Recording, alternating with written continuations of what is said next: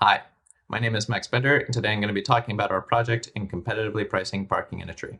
This was a joint project with Jacob Gilbert, Adesha Christian, and Kirk Prush.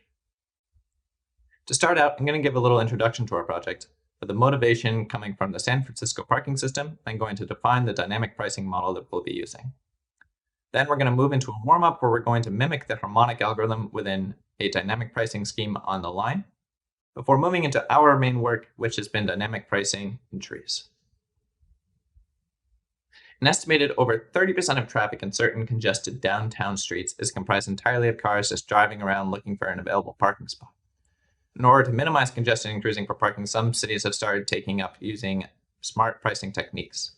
In San Francisco in particular, they've used smart pricing techniques to keep 80 to 60% occupancy for most available lots, meaning that as cars go driving around, there's generally going to be available spots for them at every lot, which has brought cruising down for parking down to about 50%.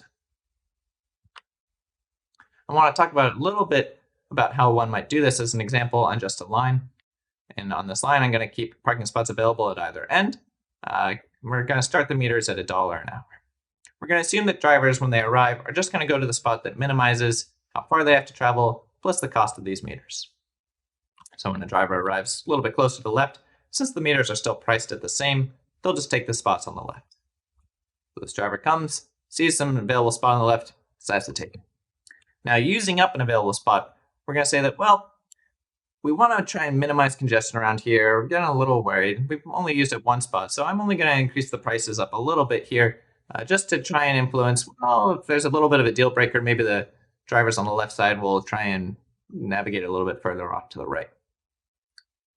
Maybe a few other spots get taken up here, bringing maybe the price up to something like $8 an hour. Now we're saying something like, well, we're using up a lot of spots here. We really only want these spots now to be used by people who really need to be here. People who are, relatively close to the left side, but not exactly there. Maybe they can go off to the right here, just try and minimize the congestion around this left area. So now as a driver comes in, even though they're relatively close to the left side, they say, well, I don't know, $8 an hour, that's pretty expensive. And I only have to drive a little bit further to get to the right, which is much, much cheaper. I think I'll just take this right off. So just using these posted prices, we're able to influence drivers to more naturally favor the cheaper available spots on the right, minimizing the total congestion off on the left-hand side here. Now, if we had the ability to tell every single driver where they were going to go park, this is generally modeled with the minimum metric matching problem. In this model, drivers arrive sequentially online, and some centralized server tells each driver what parking spot they're going to go use, and the driver must take the spot that's been allocated to them. And the server tries to minimize the total travel done by all of the drivers. But in San Francisco, there's just too many people on the road. We can't expect some centralized server to tell every single driver where they're going to have to go. So instead, we want to try and influence these drivers with these posted prices. So instead, the centralized server now is only going to place prices over the available parking spots before and in between each driver arrives. And we're going to assume that the drivers are going to come and take the spots that minimize their disutility. That is the sum of the distance to that spot and the price of that spot. And the centralized server is still going to be trying to minimize the total travel done by the drivers. But again, just to reiterate, the server cannot tell the drivers where to go. It can only place prices over the available parking spots to try and influence the drivers to make the best decision for the social good. As I said, the online model is typically modeled with the online minimum metric matching problem. This is a variable study problem. In the deterministic setting, there's a linearly competitive algorithm, and it's known that this is optimal for general metrics for deterministic algorithms. In the randomized setting, there's a logarithmic lower bound and a log squared upper bound, making it pretty close, but still a little bit of wiggle room for randomized algorithms and general metrics.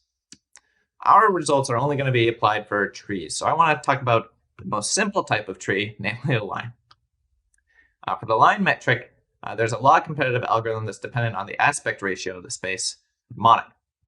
And in 2015, a paper was shown that can compute a dynamic pricing algorithm that perfectly simulates or mimics this algorithm HARMONIC. So that is, it computes prices for the available parking spots so that drivers perfectly simulate what the online centralized server would have told them to do had the harmonic algorithm been in place. In our warm-up in a second, we'll go through exactly how those prices are computed. I should also say that there is a log-competitive deterministic algorithm for the line, and it's still an open question of whether or not this algorithm is mimicable.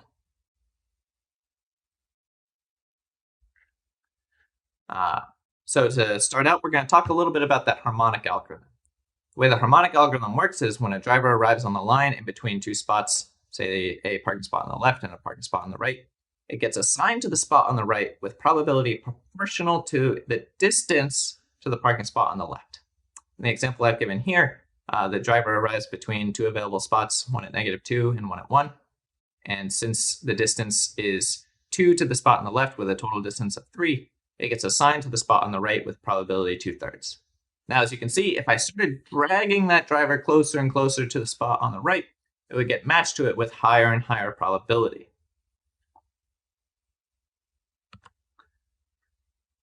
Now, what the paper in 2015 showed was that we can actually compute prices over the available servers that perfectly simulates the harmonic algorithm. That is, the drivers will implement the harmonic algorithm themselves just by following the prices. So let's show how we can compute these prices in just this 2 parking spot example. So for the spot on the left, I'm just going to assign a constant price. We can just think of it as being priced at 0. And for the parking spot on the right, I'll set its price to be a uniform sampling that's just a function of the price of the server on the left and the distance in between these two servers. And by choosing the pricing in this way, I'm ensuring that the random choice of whatever this price will be such that the probability that this driver goes to the server on the right is exactly the probability that the harmonic algorithm would have assigned it. So the main takeaway here is that using just this dynamic pricing scheme, we can perfectly simulate how the harmonic algorithm would have assigned these incoming drivers to parking spots, at least on the line metric. But unfortunately, even if we could compute these prices for harmonic on trees, it's not going to be polylogarithmic competitive. We'll see that in this example. So what we're going to show is that the harmonic algorithm just won't satisfy our needs for trees, even in particular for spiders. So for this spider graph that I've drawn here, I've given most of the legs a linear distance, linear in the number of available servers, with one leg having a very, very short distance. To us on the outside, we see like, oh, okay, we're going to put the driver here very close to that parking spot on the left. But harmonic is going to say, well, or at least the natural interpretation of harmonic for trees, harmonic's going to say, well, actually, with 50% probability, I'm going to take one of these parking spots that's really far away, linearly far away, giving us a lower bound that's linear in both the number of servers and the aspect ratio of the space. So if I wanted to try and use harmonic for trees, I'd already be dead in the water if I wanted to try and come up with a polylogarithmic upper bound. So if we want a polylogarithmic upper bound, we're going to have to try something new. So we're going to be searching among all these online algorithms for the ones that can be mimicked with a dynamic pricing scheme. We'll call those algorithms that can be mimicked monotone. In 2015, they characterized exactly what types of algorithms are monotone on the line, and it turns out that their definition is perfectly generalizable to trees. Specifically, an algorithm is monotone if and only if, as the arrival location of a driver gets closer and closer to an available parking spot, the probability of being assigned to that spot does not decrease. And that's exactly, if you think about it, what harmonic is saying. As I get closer and closer to an available parking spot, I get matched to it with higher and higher probability. Unfortunately, the standard polylog competitive algorithms for general metrics rely on something called HST embeddings. But these HST embeddings lose too much information about the topology of the space to induce monotone algorithms. I'll give a little bit of an example of why that's the case. So HST embeddings start with our tree and compute recursive low diameter decompositions on them. I just want to focus on just the top layer of these low diameter decompositions. Specifically, I'm going to look at the clusters A1, D1, and H1. In the original tree, if I wanted to get from A1 to H1, I would have to travel through the cluster D1. However, on the HST embedding that is computed based around these clusters, we place these clusters in just a star around the highest level. So what we're doing here is we're losing actually the original topology of our space. We're losing the idea that, well, to get from A1 to H1, I would have to travel through D1, but in the HST, D1 is just another separate leg of the star at the highest level. And harkening back to our definition of monotonicity from before, we noted that an algorithm is monotone if and only if, as a driver gets closer and closer to an available parking spot, it gets matched to that parking spot with higher and higher probability. So by losing the topology of the original space here, we're losing our ability to price that algorithm. To get around this, we've implemented a different type of low diameter decomposition-based embedding. Specifically, we're going to call these embeddings Rove embeddings. We're still going to use the low diameter decomposition in more or less the same way an HST would, but instead we're going to keep the topology within our original space. Unfortunately, this costs us an extra polylog competitiveness in our algorithm in order to do this. Specifically, we get a relatively similar bound to what you would get with HST embeddings, that an algorithm that is competitive for online metric matching using the distance metric induced by the Grove embedding loses a polylog competitive factor in the online metric matching under the original metric. The only difference is we lose an extra polylog competitive factor in the aspect ratio of the space. In order to come up with our monotone algorithm that we're searching for now on the Grove embedding, I want to talk a little bit about the metric search problem. In the metric search problem, we're only going to have to worry about one driver, but we're always going to be trying to push towards an available parking spot.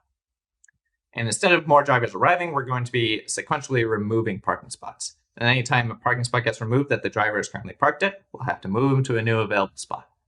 Our goal is going to be to minimize the distance the driver has to move over the entire sequence. You can think of this as essentially being a special case of metric matching, which seems to capture the core difficulty of metric matching. This special case is really just saying that the optimal solution only has one positive edge that they have to pay for. And the core difficulty is shown by the fact that the greatest known lower bounds for both the deterministic and randomized setting for general metrics can be achieved with just using this metric search problem, even for the metric matching. Just as an example of how this metric search problem works, I'm going to just do a small example with 5 available servers. So the driver is going to start this server off on the left. And as it gets removed, he now has to move to a new available parking spot. Maybe a couple more available parking spots get removed. But since he was not parked at them, he's fine. And if his spot gets removed again, he has to move to the final available parking spot, at which time the game ends. Now, the optimal solution here would have just been, again, to move this driver to that final available parking spot. And if we'd known which one that would have been, if we'd known which one that would be at the start, we could just move them there and pay exactly the same cost as the optimal solution and be one competitive. So the main difficulty here is guessing which of the available spots is going to be that final available parking spot at the end of the day. So in order to think about how our algorithm is going to work, I want to focus in on metric search just on the spider graph. I want to remind ourselves here that the spider graph is what made Harmonic unable to work for general trees. So we generally think that if you can crack metric search on a spider, you should be able to crack metric matching, or sort of combine like the two difficulties that we see within this type of problem. Now, as we pointed out before, if we knew which available parking spot was going to be the final available parking spot at the end of the day, we would just move our driver to that available parking spot. But we don't. But in fact, we actually would be satisfied with just a little less information. If you just told us which leg has that final available parking spot, we could just continually move that driver down that leg until reaching it. We'd still pay exactly the same cost that the optimal solution would. So really, what we all need to do is figure out which of these legs is the right leg. Over time, as parking spots get removed from the space, these legs are going to be revealed. Some of these legs are going to be revealed to be the wrong leg. So what do we have? We have that this driver needs to be sent down one of these legs. Some of these legs, the rest of the legs are going to be wrong, and we just need to figure out which one's the right one. Another way of thinking about it is that each of these legs is telling the driver, hey, I'm the right leg. Follow me down. And eventually, some of these legs are just revealed to be wrong. They're advising the driver the wrong way.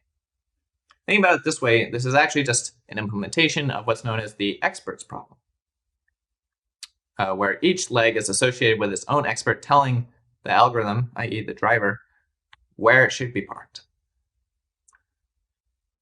Just as a little bit of background and a definition of the expert's problem, I want to talk about the model.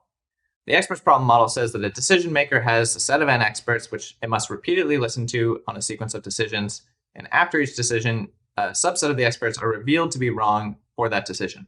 The goal of the algorithm, the decision maker, is to minimize the total number of times that they listen to the wrong expert, or a wrong expert. So what do we have? We have the driver, he's our decision maker, and he's got each leg advising him, come down this leg. This is the right leg. So this is how we're implementing the spider metric search on a spider within the context of an expert. Using the multiplicative weights update method, we can bound the total number of mistakes that this driver would make based on a nearly linear factor in the number of mistakes the best expert makes, with an additive factor that's logarithmic only in the total number of experts. So applying that to our spider, we get that the total number of times we can be wrong using the multiplicative weights update method as being linear in the height of the tree, which using the low diameter decompositions is roughly logarithmic, plus a logarithmic factor in the degree of our tree, which can't be more than the original number of available spots. So again, logarithmic. So putting this all together, by choosing an appropriate setting of that multiplicative factor epsilon, which you can think of being as like roughly 1 over polylog in the number of available servers, and employing Grove embeddings, we can achieve a polylog competitive algorithm, polylog competitive monotone algorithm for online metric search for general trees. So what does that really mean? It's putting it all, we had a lot of pieces going around here, so let's put it all together here. We originally showed that pricing schemes are equivalent to these monotone algorithms. Monotone was meant that as the driver got closer and closer to an available parking spot, it got matched to that spot with higher and higher probability. We pointed out that if we use these Grove embeddings, and if we're monotone within each level here, we can achieve, at the end of the day, a monotone algorithm. So what we've done here is we've achieved a monotone algorithm on Grove embeddings that's polylog competitive on the online metrical search problem for general trees. And since it's monotone, that means we can come up with some pricing scheme that perfectly simulates the algorithm. And that means that we have constructed a pricing scheme that is polylog competitive for online metrical search for general trees. This is the main result of our paper. The main difficulty of extending these results from metric search to metric matching is maintaining those marginal distributions from the expert's problem in a monotone way. We have this distribution over where we want that driver to be parked, but we need to make sure that the driver is moving, that we're matching that driver to available parking spots in a monotone way. And when we go from metric search to metric matching, where we're including more drivers, this suddenly becomes conflicting. These two goals that we have in mind don't mesh very well together, and it's unclear whether you can do it in a monotone way. That is, maintain these marginal distributions over the expert scheme. The difficulty of extending these results from a tree to a general metric is that it's just hard to characterize exactly what algorithms are monotone in a general metric. Specifically, what types of algorithms on general metrics can be equivalent to dynamic pricing algorithms.